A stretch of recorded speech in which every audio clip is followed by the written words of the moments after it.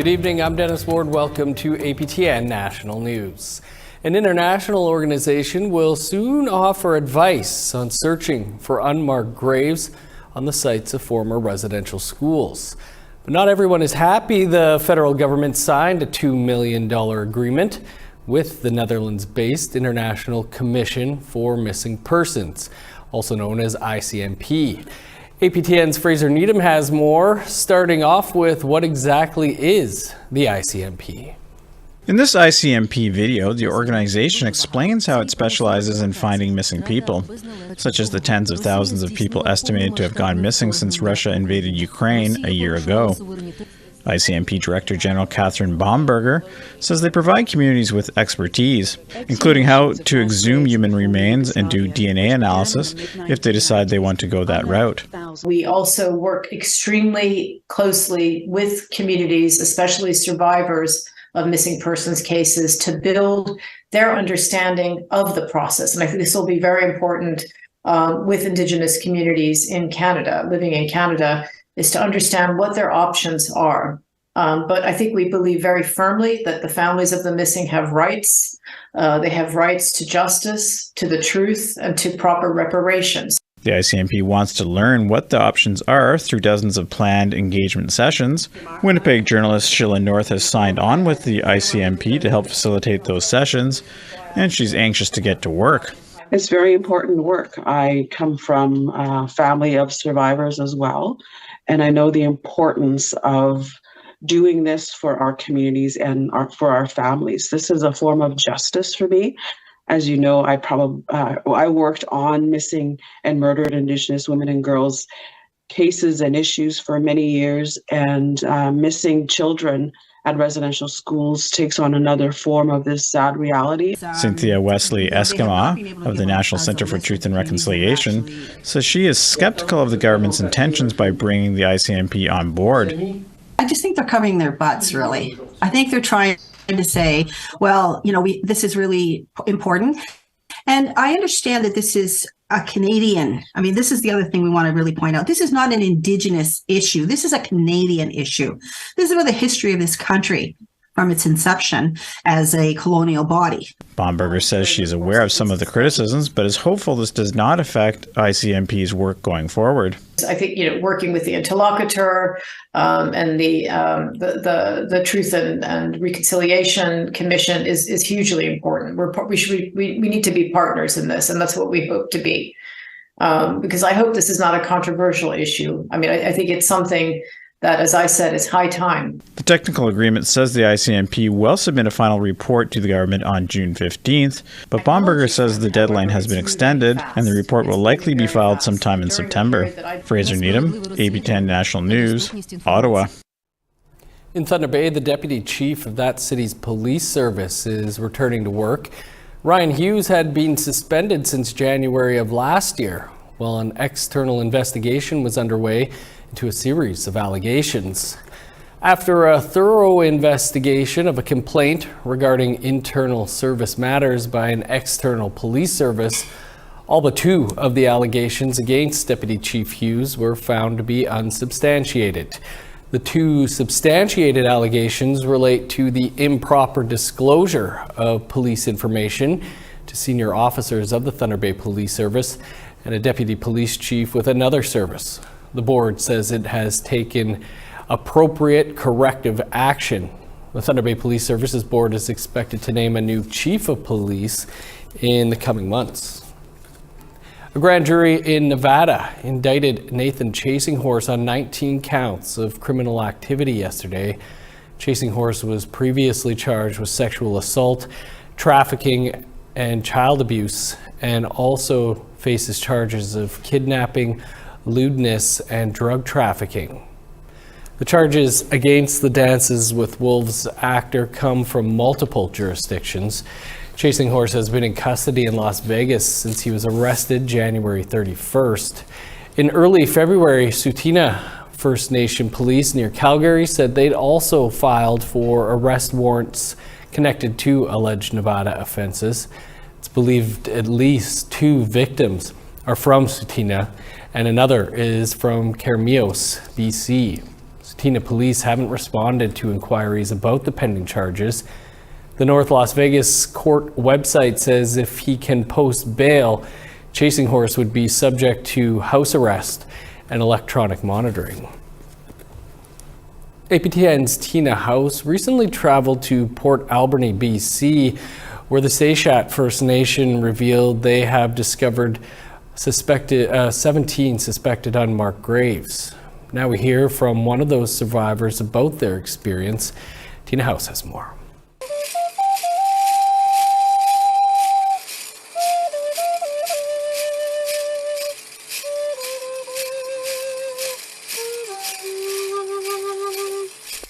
Today, Wally Samuel walks through what used to be the girls' playground with his son Ed at the former Alberni Indian Residential School. He was just 8 years old when he was forced to come here from his village of Ahousaht on the west coast. But he says the horrific memories are as vivid as if they just happened yesterday. I came from a village where I was free to do what I want. But when we got here, it was like it's like coming to a prison or jail, you know. We under so many rules, changed our clothing, cut our hair, you know, and weren't allowed to visit our relatives, especially the female relatives on this side. We had cousins and sisters on this side. We weren't allowed to visit them. It was lonesome, you know, taken out of your village, out of your family. But despite all odds and not being able to talk with females while at the school, Wally met his future wife Donna at AIRS. They had a family and are still together after all these years. And together they've worked hard to try and heal. After we got out of here, we just worked. We worked and worked, kept our minds on the job. And luckily we had cultural people from our communities that re-taught us, revived our culture. They said, you know it, because they knew me as a kid at home. They helped us relearn our culture. That made us stronger, being proud of who we are. But Wally says what took place here still continues to haunt him. And we were forced to do things. That was the hard part, being forced to do things, practice things they wanted us to. You know, as kids, we enjoyed our lifestyle at home here. Never ever got forced to do anything. So it was the environment here. It was very violent and abusive. The supervisors were mean. They didn't give a hell about us, you know. We were like their prisoners. Like so many others APTN has talked to, kids at residential schools were always in survival mode. The food wasn't very good, wasn't very much. In fact, there was a furnace here, garbage burning furnace. Me and my friends used to steal potatoes and roast our potatoes with the garbage. That's how we kept food. You know, and we'd go out to the reserve and steal apples, and we'd be stealing food. I just realized why we were doing that. We were hungry all the time, eh? And with the news that the Seychat First Nation have discovered that 67 kids died at the school and have uncovered 17 suspected unmarked graves on the property after searching just 12%, Wally, who is part of the advisory team, says there is still a lot to uncover. We advised ground searchers to look there in the hills, and there's a little farm down here we asked them to look at, and you know, so. Did you hear stories about kids going missing when you were here? No, not while I was here, no. I never heard any, you know. We never really noticed it. We thought maybe they went home, you know. So some people did come and go, you know, but I'm not saying it didn't happen. It happened. For Wally's son Ed, he says he is very proud of his parents and all the survivors for their courage to tell their stories. We're being allowed the time and space to keep our culture alive, to keep and honor our parents and all the survivors' truth. And that's what I want to pass on to my children and grandchildren, is allow that time and space for them to be free like my dad had before he came here. The freedom to be out in nature, the freedom to have a happy life. And for Wally, He says it's time the world knows what happened to so many at residential schools in Canada.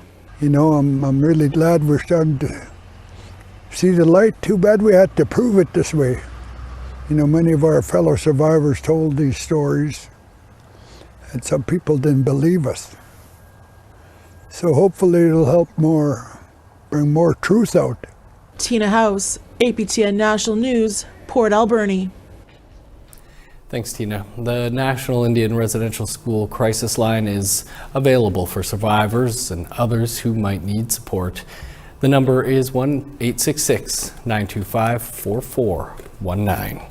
Time to step aside for a quick break, but first, a look at a story we're working on. I'm Tamara Pimentel. In Kenora, Ontario, those living on the streets say they feel shamed for facing poverty and addictions. My last known fixed address would be the Kenora District Jail. All of the names of the people who are not allowed into this particular building. Basic needs like housing and proper health care aren't easy to come by. There's always some type of racial or discrimination. I wish I could have a place of my own. Hang my hat, call it home, right? And after the lives of 5 youth fall through the cracks, there's an outcry for change. It feels like we're all living in like a Russian roulette type situation where we never know who's going to be next. We took to the streets of Kenora to hear from those facing these issues firsthand. Watch for these stories next week on APTN National News.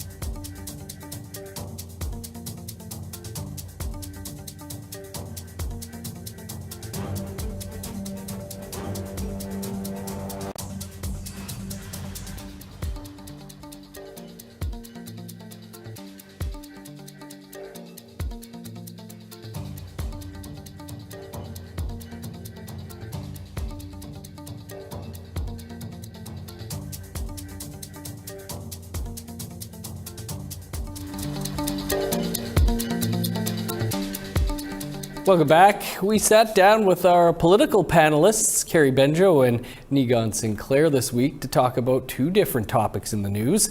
One being Melanie Mark, a First Nation woman resigning from the legislature in British Columbia.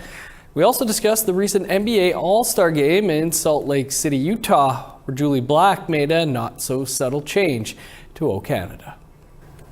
Niga and Carrie, great to have you with us as always. Let's start with BC MLA Melanie Mark, who has resigned, comparing the legislature to, in her words, a torture chamber. Niga, what do you think? This is not the first Indigenous woman in politics to raise these types of concerns. No, certainly. I mean, this is something that Leah Gazan, who's an MP here in Winnipeg, talks about regularly. Tina Keeper talked about that as well.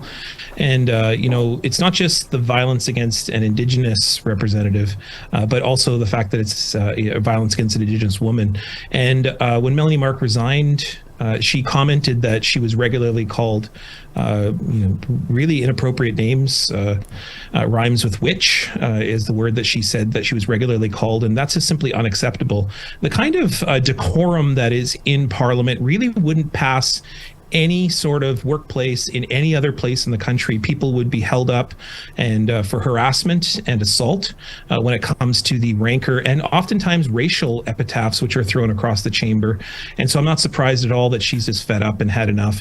Being a politician in Canadian politics is hard enough, but then throw in racism, misogyny, and outright violence by men in power and privilege, and this is what you get. Carrie, there in Saskatchewan, Betty Nippy Albright once pulled out of the NDP leadership race, saying Saskatchewan wasn't ready for a strong Indigenous woman to be leading a provincial party. What do you make of MLA Mark's resignation? It doesn't surprise me. It is unfortunate that Indigenous women have fought so hard to get to this position. And to be silenced, I think that is the biggest issue. Being an Indigenous woman, being racially profiled, insulted on a regular basis is just part of life. I think the biggest issue is being silenced, being put in a place of power and having that opportunity to bring voices forward and being silenced. I think that is probably the most damaging that they can do to Indigenous women in power. Carrie, like I said, Betty Nippy Albright said the province, Saskatchewan, wasn't ready for that yet. What is it going to take for a province, any of these provinces, the federal politics, to be ready? I don't know, perhaps a different party, maybe an alternative party, because right now it's just status quo. And until things take a major change, I don't think we're going to see much change. Not in my lifetime, anyway. Niga, like you said there, you've mentioned Tina Keeper, who we have coming up on Face to Face, talking about this. And despite that, there's been a huge increase every year or every election of the number of Indigenous people running for politics. Do you think this kind of puts a stain on all that? Well, it puts a stain on it, but, this isn't just tied to Indigenous peoples. I mean, the fact is that we live in a society in which Indigenous peoples are seen as lesser than, and we're racially profiled from everywhere, from going to a convenience store to seeing movies to we have an ongoing situation of rampant violence happening against murder missing Indigenous women and girls. This is something that Jagmeet Singh, leader of the NDP, deals with regularly, and also, Wab Kinew in Manitoba, who, by the way, likely is to become the very first First Nations premier, if you're to believe the polls, has been regularly profiled by other parties. People regularly attack. And what oftentimes, particularly white men, would get away with in terms of issues in their past or comments that they've made or current behavior. For white men, this is just a blip in their career. They work out just fine. But if you're a brown person, and particularly a brown woman, then what they do is it's a real all-out scale attack. And particularly for Indigenous women, the only issue, as it were, is that they're strong speakers. They're smart, they're brilliant, and that seems to be abnormal enough in Canadian politics to be called angry as this, swear words, and then on top of that, just be told that they're not welcome here. And then what happens is what Carrie talked about, which is silencing. And if that continues to happen in Canadian politics, we're all lesser than as a result. Shifting gears now to the world of sports that also crossed over into politics. Julie Black singing "O Canada, Our Home" on Native land that led to a lot of approval, but also some disapproval. Nigan, what did you make of all that? Well, what I've said to different media outlets about this is never has so much been made of so little.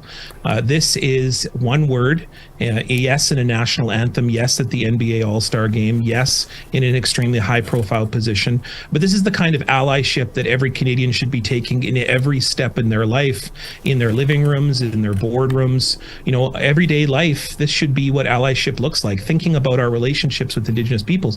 All Julie Black really did is what territorial acknowledgements, which is something that you hear regularly at meetings, government offices, and so on. What you hear people say is, we recognize that we share lands with these nations and we commit to a spirit of reconciliation. That's all she did, is by changing a word in the national anthem, is she showed allyship and shared power. So good for her. But I think it's something that every Canadian should be doing. And absolutely anyone who's freaking out about this, if you're worried about that, then I got some bigger issues to talk about, like when are we going to return stolen land? When are we going to share lands and resources and the tremendous profit that's been exploited from First Nations? And when are we going to start treating Indigenous peoples like human beings? Carrie, good points, Nigan. Last word to you, Carrie, your thoughts on Julie Black and the reaction to her changing one word in the national anthem. I think it really ties into allowing women to speak, allowing women to say what they want to say. She took the opportunity and just spoke. And I think this is one of the reasons why the powers that be, the status quo, want to keep women silenced, because we speak from the heart, we speak with truth. And I think that breeds fear in people, because it breeds change. It gets wheels thinking, people moving, and people are afraid of change. And that's what I see with this. There's so much backlash. And I think it's really important that Julie Black did this now, because on social media, there is a movement of Indigenous erasure. There's this growing number of people within the Black community who are claiming that Indigenous people aren't the first people from Turtle Island. And I think it's really important that Julie Black acknowledge that this is Native land. Carrie and Nigan, always great to speak with you and see you. Appreciate you both taking some time for the panel this week. Yeah, me much, thanks. Award season is in full swing, and APTN News and Current Affairs have picked up a few more nominations. Details on that after the break.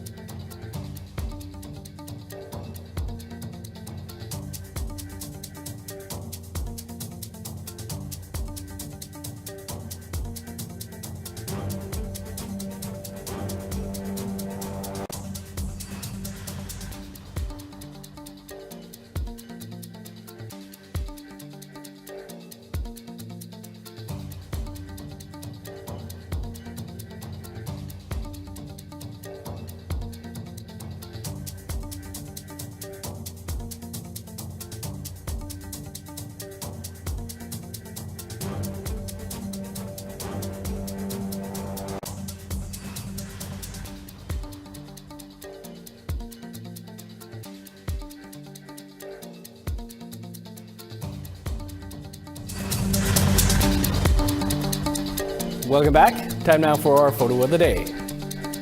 And our photo today comes from our very own Jesse Andrusko, who took a photo of one of the many big snow sculptures at Festival de Voyageurs here in Winnipeg. We want to see how you're spending your winter. Send your photos to share at aptn.ca or tag APTN News on Instagram. Now let's take a look at tomorrow's weather forecast. Starting on the east coast, -6 with snow in Halifax, sunny and 11 below in Fredericton. -28 in Kuujjuaq, 24 below for Nain. Snow and -14 in Montreal, 18 below in Val-d'Or. -4 with snow in Sault Ste. Marie, flurries and 5 below in North Bay. -7 in Thunder Bay with snow, flurries and 14 below in Sioux Lookout. -18 in God's Lake, Norway House and the Paw. 18 below for Winnipeg, -15 in Brandon and Dauphin. 23 below in Regina, -21 in Saskatoon. 13 below in Meadow Lake, -17 in La Ronge. Over to northern Alberta, -10 in Fort McMurray and Peace River, where snow is expected. 6 below in Edmonton, +1 in Lethbridge. +2 with snow in Victoria, snow and +1 for Vancouver. -6 with flurries in Prince George, 5 below and snow in Smithers. -11 in Old Crow and Whitehorse with snow. 12 below and snow in Yellowknife, -9 with flurries in Norman Wells. -21 in Sax Harbor, 14 below for Paulatuck. -32 in Cambridge Bay, 29 below in Baker Lake. -35 in Resolute, 38 below in Igloo Lake.